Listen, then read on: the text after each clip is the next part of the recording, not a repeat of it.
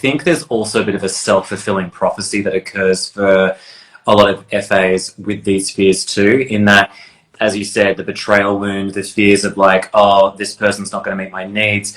The dangerous thing is that I find that a lot of FAs, you know, due to their trauma, start to behave in ways that can be erratic, that can be quite hot and cold and very jarring.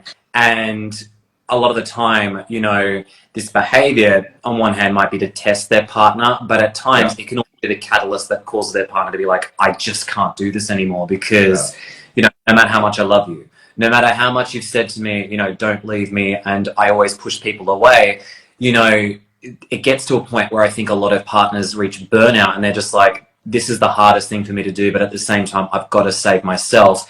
And it's devastating, I think, for both people for different reasons. You know, for the partner, obviously, there's a lot of love there, and often they're going through a lot of grief and withdrawal-like symptoms off the back of it. And for the FA, I think it almost becomes another confirmation that people just leave me and that, you know, I can't be with anyone. So it's pretty heartbreaking for both people.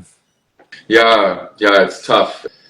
Oh, I've got a trail of relationships that I'm just like, oh my gosh. I showed up in such toxic ways in those relationships, but the people that I was attracting showed up in toxic ways, and it was very painful. But I'm just a firm believer too that relationships don't happen in our lives for no reason. They come in and they teach us things. So every single relationship I had, even though there was toxicity in them, they showed me a part of myself that needed healing. If you're, you know, conscious enough to go and do that work, you know, these relationships are really, they're compasses, and they're pointing us in the direction of how to liberate ourselves. And now, like, I would say, probably like 90% secure. And I'm also realizing that my attachment style that was developed as a child, I have so many gifts from being disorganized.